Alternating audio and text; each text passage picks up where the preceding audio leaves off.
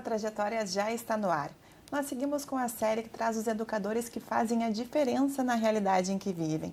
São essas pessoas que nos mostram que dá para crer num futuro com mudança e esperança através da educação.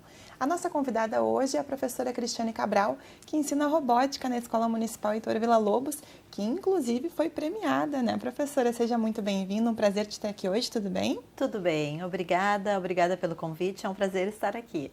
Professora, antes de tudo, vamos começar conversando sobre robótica, né?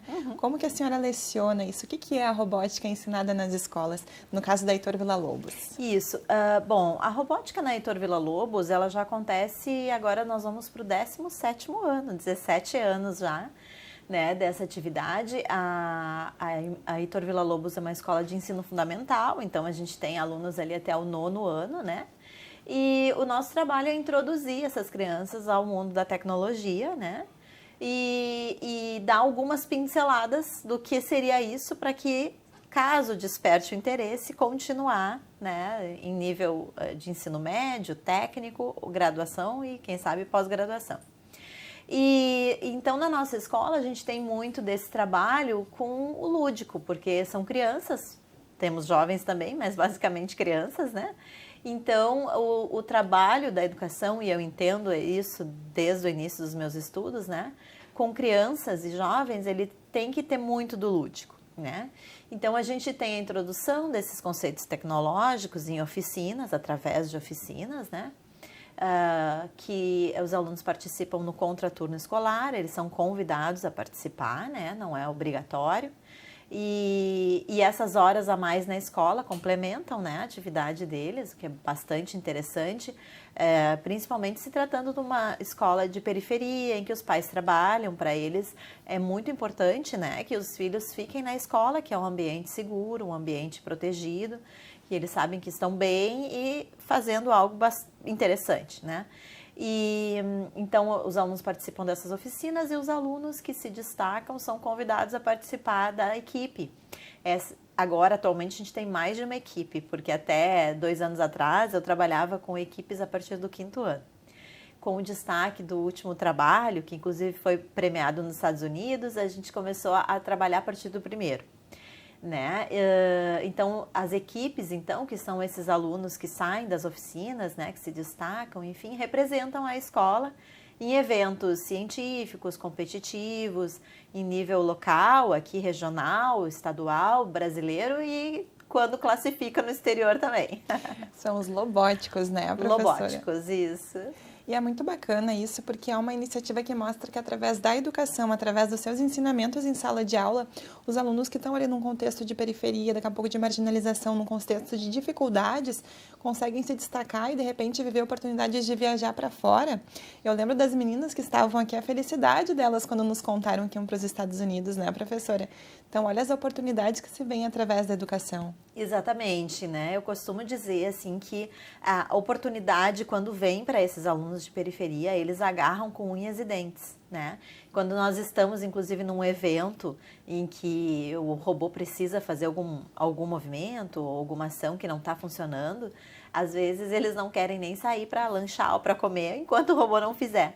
E essa garra, essa determinação é muito interessante. Eu associo a questão da classe social deles, porque eles veem a oportunidade, né, de viajar ou de fazer a diferença através desse projeto, né, bem diferente de um aluno de classe alta que de repente poderia ter acesso a isso através de uma família e tal. Então eles são desafiados, né, a fazer funcionar o seu robô, fazer o melhor. A gente sempre trabalha isso, né, vamos lá fazer o melhor. Então fazer o melhor possível para que um troféu venha, uma classificação venha, e que através disso eles possam representar, né, Porto Alegre, o estado e até mesmo o país, né, e realmente fazer a diferença. A partir disso, então, a vida muda, é uma revolução para eles, um outro mundo se abre, né? Um mundo de possibilidades, de quereres que não existiam antes dali até, né? É uma periferia, né, longe do centro urbano de Porto Alegre, e às vezes as crianças não têm nem mesmo acesso ao centro da cidade. Poucos às vezes até conhecem o centro, e a partir dali eles se dão conta de que o mundo é grande. Professora, a gente tem uma frase do Paulo Freire que mostra que a educação por si só ela não muda o mundo, mas ela muda as pessoas e essas sim mudam o mundo. E é esse o trabalho que a senhora desempenha, né? Transformando ali a realidade através das pessoas que a senhora toca. Como que é para a senhora mudar esse contexto através dessa educação? O que motiva a senhora a fazer isso que a senhora faz? Eu adoro essa frase do Paulo Freire e eu gosto muito de pensar uma coisa que ele diz também, né? Que a pesquisa, ela faz parte do fazer pedagógico, né?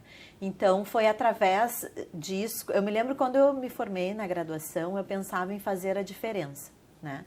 Mas não tinha a mínima ideia de como fazer, porque a minha trajetória já vem desde um curso técnico de magistério, que eu já atuei com educação infantil, já tinha atuado na escola particular. Quando eu me formei na graduação, eu queria muito ir para a escola pública, né? Porto Alegre é uma referência no momento ali de escola pública, de bom ensino, enfim, e era o meu desejo, era a minha meta dali. E foi o que eu fiz, né? E entrando, eu sempre tive para mim que eu queria fazer a diferença. Não sabia bem, mas sempre fui envolvido com a questão da tecnologia, né? E com esse olhar de pesquisa, sempre, a minha trajetória, ela se mescla um pouco com a minha própria vida, né, acadêmica, inclusive, porque eu acabei estudando, né, a robótica educacional em nível de mestrado, recentemente concluí o doutorado nessa linha, né, o que eu considero bastante importante também, né. Então, é isso que o Paulo Freire fala, né, da gente transformar o nosso fazer nessa pesquisa, esse olhar atento. E para além disso, porque quando a gente tem esse olhar de pesquisa, a gente está sempre atento à fala do aluno, ao que ele está fazendo, né? A partir do que ele está fazendo, né? Por que ele está fazendo isso, né? Ele está em determinado período. Como eu posso ajudar esse aluno a avançar? Então, esse olhar, né, atento ao procedimento, ao que o aluno está fazendo, isso vem, né, desse meu interesse, inclusive acadêmico, né, em pesquisar esse fazer do aluno. Tanto é que tanto o meu mestrado quanto o meu doutorado vem dessa prática pedagógica, são trabalhos que emergem dessa prática, né. Então, eu entendo, assim, que isso acaba se misturando muito. E essa coisa do estudar, estar sempre, né, atento, a gente acaba passando muito para os alunos, né? É uma forma também de indiretamente ensinar, né? Ensinar pelo exemplo, né? Então, os alunos estão vendo o que está acontecendo, inclusive descobrindo possibilidades, né, que o estudo pode levar eles, enfim. E então, eles acompanham tudo isso. E para além disso, eu entendo também assim que os alunos aprendem a lidar com as dificuldades e como vencer essas dificuldades. Porque estando eles na periferia, tudo é sempre mais difícil, né? É uma escola pública, hoje em dia, né, em alta, geralmente a gente consegue bastante apoio, mas as coisas não são fáceis. Nunca foi, nunca foi. Então, assim, a gente, quando classifica, né, para ir para um evento internacional, é bastante investimento, o custeio é um valor elevado, então a gente precisa correr atrás, fazer com que as coisas aconteçam. E eu sempre faço questão de mostrar para eles como que as coisas funcionam, né? Inclusive quando eu entro em desespero, que eu digo não vai dar, e às vezes é eles mesmos que dizem vai dar. Eu me lembro em 2018 que um aluno me dizia, eu digo não vai dar, e ele dizia vai dar, professora, vai dar. A gente vai fazer dar. Vai fazer dar, né? E faz acontecer com vaquinha, faz acontecer, porque é isso, né? É difícil, para eles é mais difícil ainda, mas existem caminhos e não é nem assim utopia, né? Ou dizer não, isso é sonho. É como que a gente chega lá, as coisas não caem do céu, né? Então, para além de ensinar uma tecnologia, talvez uma profissão, alguns fizeram disso uma profissão, né? Não é uma garantia, mas muitos desses acabam seguindo sim. E a gente ensina a viver, a sobreviver, a viver em sociedade, né? A gente ensina a cidadania. Eu acho que é por aí, né? Não é só um projeto de tecnologia. Sim, a gente instrumentaliza esses alunos a um mundo que não seria possível se não através da escola. E por isso também eu acredito que a escola pública ela tem que ser a melhor das escolas, né? Porque esses alunos eles têm acesso a esse tipo de ferramenta através da escola. Se não for através da escola, é muito difícil, né? São materiais que são caros, uma estrutura que não é acessível a eles. Então, assim, a escola tem que dar, porque através desse conhecimento, desse acesso, aí se descobrem os talentos, que talvez um dia nem seria descoberto se não fosse através do trabalho que a escola oferece. Né? Essas oportunidades que se dão, inclusive a senhora dá também para eles, né, professora? Porque é graças ao seu trabalho que isso também acontece. Inclusive, nós tivemos uma aluna sua que veio aqui na TV e contou pra gente a experiência que teve com a senhora, né? Nos falou que é muito importante esse reconhecimento de lhe trazer, porque é bom a gente ser lembrado, né, professora? Ela nos contando que a ideia dela é fazer administração, mas que ela sabe que se precisar ela tem a robótica e vai dar muito certo. Então, ela falou muito sobre a senhora, ficou muito feliz, ficou muito contente, mas ficou triste também porque vai sair, agora vai para o ensino médio, né? E imagino que essa é a dor deles. Isso, com certeza. Mas a gente planta sementinhas, né? Como eu disse, o trabalho que a gente faz ali, hoje em dia, as profissões todas têm um pouco dessa questão tecnológica, né? Medicina, às vezes algumas que a gente nem imaginava, hoje em dia a gente tem, né? A cirurgia robótica, a gente já tem notícia disso, enfim. Então, todas as profissões têm um pouco disso. E, para além disso, o trabalho em grupo, né? O resolver problemas, que é a metodologia que eu trabalho com eles, né? A questão da disciplina, de se organizar. E tudo isso é para a vida, né? A gente gostaria, né? Hoje em dia, a gente precisa de uma mão de obra maior nessa área tecnológica. Gostaria que todos fossem. Mas, antes de mais nada, nós queremos bons profissionais no futuro, né? Então, bom, eu tenho esse conhecimento, mas não é exatamente isso. Ok, né? Mas esse conhecimento vai ficar, e a gente já tem, como eu disse, 17 anos, a gente já tem alunos que foram para a história, para o direito, para outras áreas, mas não esquecem, né, essa experiência que tiveram e, inclusive, destacam, não sei bem o que a Gabriele falou, mas eu imagino que destacam esse tipo de experiência, né, que realmente é para além, é para a vida mesmo, é formar na cidadania, formar cidadão, né. A importância disso, né, professora? Porque é bem aquela coisa, o conhecimento ninguém tira da gente. Então, tudo que a gente puder aprender, né, tem que... Isso também é um papel do educador, né? O educador, ele aprende ao mesmo tempo... aliás, ele ensina, mas ao mesmo tempo ele também aprende, né? Professora, a senhora tem essas vivências? Sem dúvida, sem dúvida. Como eu dizia, né, a minha trajetória tá misturado um pouco com esse projeto, né? É uma amálgama, assim, uma coisa junto. E a tecnologia, no início, eu não imaginava. Eu sempre fui uma professora que trabalhava com tecnologia. Mas lá no início, a tecnologia eram blogs escolares, era uma sala com computadores, né? A gente trabalhava muito a comunicação através da tecnologia. Era esse o trabalho. Né? E quando veio a oportunidade de trabalhar com essa ferramenta especificamente, eu vi ali uma oportunidade de realmente, assim, eu vi a motivação dos alunos, né? E eu disse, nossa, essa ferramenta realmente pode fazer a diferença no meio escolar. E foi por aí que eu quis saber mais, né, nível de estudo acadêmico, como exatamente ela poderia ajudar, né? Eu busquei, enfim, nesse sentido. Então, assim, buscar... na medida em que a gente está ensinando, aprende, a tecnologia muda muito, né? A gente tem que estar buscando e se colocar para o aluno que a gente não sabe tudo, né? Mesmo doutor, a gente sabe de um determinado assunto, de um determinado objeto que foi estudado, mas não se sabe tudo, né? E esse lugar é importante porque a gente também se coloca no lugar de parceria, né?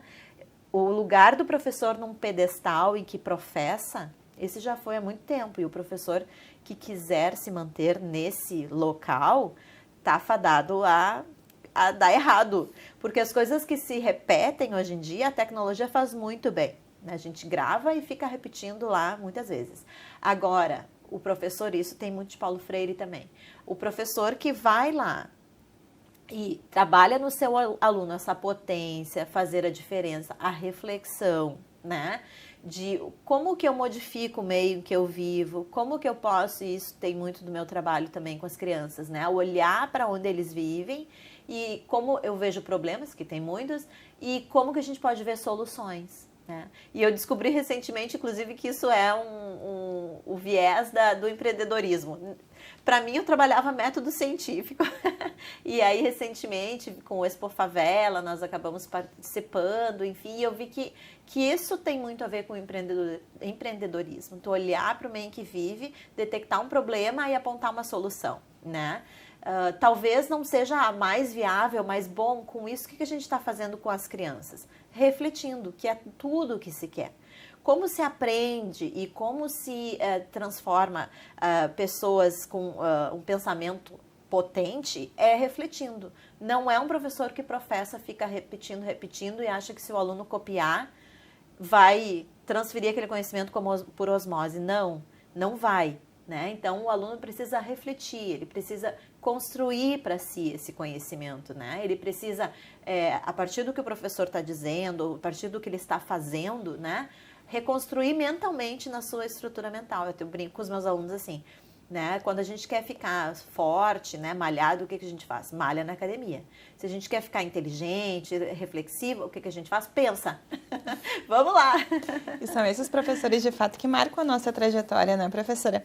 Mas como é que é para a senhora lidar com isso, né? Porque a gente sabe que não são só os alunos que a senhora, de uma certa forma, trabalha, mas é todo um contexto, toda uma família, são amigos que se motivam a estudar. Como que a senhora se sente olhando para trás, plantando essa sementinha e vendo essa flor nascendo? Eu me sinto muito feliz com o trabalho que a gente desenvolve, né, nesse tempo, nessa comunidade da Lomba do Pinheiro. Realmente, assim, principalmente nos últimos anos, eu me dei conta de quanto isso mobiliza e modifica uma comunidade inteira, porque nós trabalhamos com um membro da família, mas a gente acaba mexendo na família como um todo, né? Na rotina daquela família, nos procedimentos, no comprometimento, acaba educando a família inteira, né? E essas experiências, inclusive de viajar, poder ir para o exterior, inclusive afeta a família positivamente, óbvio, como um todo, né? Desejando, além daquela criança que passa a desejar outras coisas, aquela família também passa a desejar, né, coisas melhores. Não necessariamente fora da comunidade, porque a Lomba do Pinheiro, ela tem um histórico assim, de muito envolvimento das pessoas que vivem lá. Então, modificar a própria comunidade, né? Que precisa de muitas modificações, enfim. Então, é importante que essas pessoas passem a refletir esse espaço e provoquem. Então, isso é muito satisfatório. Aquela Cris lá do início, que saiu da graduação, né? Com aquele brilho no olho, que queria fazer diferença na educação. Hoje eu vejo já mais próximo, até para me aposentar, de que realmente valeu muito a pena. Valeu muito a pena, era isso. Eu não sabia o que era, mas era isso que eu queria fazer. Cris, e qual foi o maior desafio, hoje olhando assim de uma forma mais ampla, desde que começou, qual foi o maior desafio que a senhora percebeu nessa jornada em ser educadora? São muitos os desafios, né? Mas eu acho que manter vivo esse projeto ao longo de 17 anos foi o maior desafio. E eu também não sabia como fazer, na verdade eu fui fazendo na prática, mas hoje em dia eu percebo assim que a gente não se mantém vivo sozinho. Eu me mantive vivo porque teve uma comunidade que apoiou, alunos, né? Antes de mais nada, alunos que adoram o trabalho, mas uma comunidade que apoiou, uma escola, gestores que entendem o que a gente está fazendo ali e abraçam o projeto. E porque geralmente a mantenedora conversa com o gestor, com o diretor da escola, né? Então ele precisa entender o que está acontecendo ali para inclusive justificar. Não vai continuar, né? Não tem, a gente está à mercê, infelizmente, da política pública, que varia muito conforme a gestão que está. Então, se a gente tem uma gestão que acredita num trabalho tecnológico, bom, é um pouco menos difícil. Mas se é uma gestão que não acredita, a gente fica à mercê de repente, realmente ser eliminado, como já aconteceu muito recentemente, né, de uma gestão anterior dizer, não vai ter projeto de contraturno. E aí o meu diretor disse, não, façam o que vocês quiserem, mas vai continuar, o trabalho vai continuar, a comunidade abraça, os alunos abraçam, a escola entende. E aí, para isso, eu mantenho sempre a minha porta aberta. Além de sempre buscar trabalhar junto com outros professores de maneira integrada, né? Esse interdisciplinar, transdisciplinar, né? Eu busco os professores da escola, professores de outras escolas também, quando eu preciso de algo bem específico, e mantenho sempre a minha porta aberta. Não interessa se é de um partido A, B, C, quer conhecer o trabalho, pode ir lá, né? Se é de uma organização, não tem problema. Venha ver o que nós estamos fazendo, né? Tem muito resultado para mostrar. Tem resultado, sim, mas eu entendo hoje, eu não entendia, eu fazia isso porque, enfim, era uma maneira de trabalhar, mas hoje eu entendo que isso nos fortaleceu. E o meu maior desafio foi me manter viva, eu acho, com o projeto, levando ao longo de 17 anos, porque quando começou há 17 anos, eram em todas as escolas. E hoje em dia, quantas escolas se mantiveram 17 anos? A gente tem projetos que começaram, terminaram, recomeçaram, terminaram, recomeçaram mais adiante, estão até hoje, mas assim, 17 anos, o Heitor Villa-Lobos é a única. Então, realmente é um grande desafio se manter. E talvez por aí a gente pode pensar que a política pública poderia, então, né, transformar em mecanismos que se consolidasse mais nisso, né? Essas ações fossem mais consolidadas e que a gente não ficasse à mercê da vontade de um gestor ou outro que vem, e inclusive de investimento, porque principalmente, né, eu acredito que todos os projetos precisam desse investimento, porque tem uma mobilidade, mesmo lá, um vôlei, né, que é uma bola, mas, bom, tem a mobilidade para participar de eventos, tem o uniforme e tal. E nós, para além de tudo isso, o custeio para participar de eventos, a gente tem o investimento em tecnologia em si, né? Então, a gente precisaria que o gestor olhasse para isso e pensasse, bom, são projetos que demandam investimentos, custeio, a gente já tem que prever essa verba, para não ficar esse desespero e essa dificuldade que eu te relatei cada vez que a gente classifica e precisa representar fora do estado ou mesmo fora do Brasil. Mas custa mais caro ainda a falta disso, né, professora? A falta de investimento, né? Ah, sem dúvida. E se a senhora pudesse definir, Cris, a educação em uma palavra, qual seria? Desafio. Eu acho que a educação é um constante desafio. Para quem pretende seguir hoje em dia, né, como professor, é um desafio desde o primeiro momento em que se pisa na escola, né? Eu mais antigamente tinha isso, né, de chegar na escola, querer fazer um trabalho diferenciado e ser vista como vassoura nova varre bem. E acho que diminuiu um pouco isso, mas ainda tem esse olhar. Não vai longe, né? Claro, não vai longe porque se as pessoas não se organizam para que as coisas se mantenham para ir longe, não vai mesmo longe. A gente também é humano, né? Não pensa que eu não pensei em desistir, né? Ainda bem que não desistiu. Ainda bem, mas tem momentos que são realmente assim, sobre-humanos. Eu disse, gente, não preciso disso, tô adoecendo, né? Psicologicamente, enfim, tá afetando minha família, meus laços. Então, assim, não precisaria, né? Então, eu acho que a educação atualmente, ela já é um desafio, né? O educador, ele tem que pensar isso, que o professor não pode mais estar no palco, né? Ele tem que estar no laboratório, ele tem que estar fazendo coisas junto com os seus alunos, se colocando nesse local de quem aprende junto com os seus alunos, né? Obviamente, ele sabe muitas coisas, mas ele não sabe tudo, né? Ele sabe muito sobre algo, mas não sabe tudo. Então, de se colocar nesse local, né? De ser realmente, nesse sentido, um parceiro. Obviamente, também tem uma hierarquia, os alunos, mas se colocando dessa maneira, eu entendo que o respeito e a disciplina se constrói muito mais assim do que impondo, né? Coisas.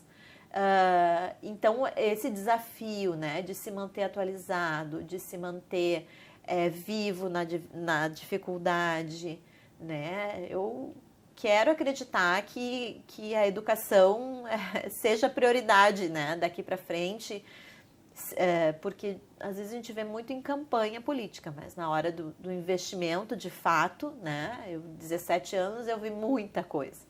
Então a gente precisa que a educação seja um investimento de fato e que se mantenha, né, e que se tenha presente que é um investimento de longo prazo. Veja, são 17 anos, né? Não foi no primeiro ano que a gente foi num evento internacional, como foi no ano que passou e recebeu um prêmio, né? Então, assim, o gestor precisa pensar nisso, né? A gente precisa mirar no que se quer, ter objetivos claros do que se quer. O que se quer enquanto educação, o que se quer enquanto rede pública, né? Uma rede pública que atende majoritariamente a periferia da cidade, né? Porque faz diferença. Se eu tenho uma rede pública que atende centros urbanos e uma rede que atende basicamente periferia, os meus índices, eles também variam de acordo com as vivências dessas pessoas, enfim, por aí já dava muito conversa. Mas, então, assim, ter isso certo e seguir num trabalho de longo prazo. Não é 6 meses, 1 ano, né? Não é para eleição, é realmente de longo prazo. Nessas horas, professora Cris, a gente percebe que são esses professores, são esses heróis, né? Eu, por exemplo, tudo que eu sei, eu devo aos meus professores que mudaram e transformaram a minha realidade. Estou aqui hoje por causa de um professor. Então, quero agradecer a senhora por todo esse trabalho. Parabéns, não só pelos reconhecimentos que vieram com premiações, mas por esse reconhecimento diário de saber o trabalho que a senhora faz e ele perpetua nas outras pessoas também. Muito obrigada, Cris. Parabéns. Deixa um recado para quem está assistindo a gente. Muito obrigada. Eu quero dizer para as pessoas que estão ouvindo, especialmente as crianças, os jovens, né, que entendam que é realmente através da educação que a gente vai conseguir mudar, né? Nós precisamos acreditar que é através do estudo. Nós temos muito essa coisa da rede social, do irreal, mas é através do estudo em que as coisas vão mudar. Independente da área, eu não estou falando de áreas clássicas, né? A gente tem hoje em dia a gurizada que quer ser designer gráfico, ok, mas precisa estudar também. Não é só fazendo, não é só mexendo, né? Tendo aquele conhecimento básico. É necessário estudar. Então, se eu pudesse deixar uma mensagem é essa: sigam estudando naquilo que vocês se apaixonaram e vai dar certo. Professora, muito obrigada pela participação, parabéns pelo trabalho e que a Lobóticos traga mais premiações pra gente ainda esse ano. Muito obrigada, vamos lá, fazendo o melhor sempre. Perfeito, então essa foi a professora Cristiane Cabral, que ensina robótica na Heitor Villa-Lobos para os lobóticos. Então o Trajetória de hoje fica por aqui, mas você pode rever esse e outros programas nas nossas redes sociais e também no nosso canal no YouTube. Muito obrigada pela sua companhia, até semana que vem com novas trajetórias para você. Até lá. Prof, muito obrigada.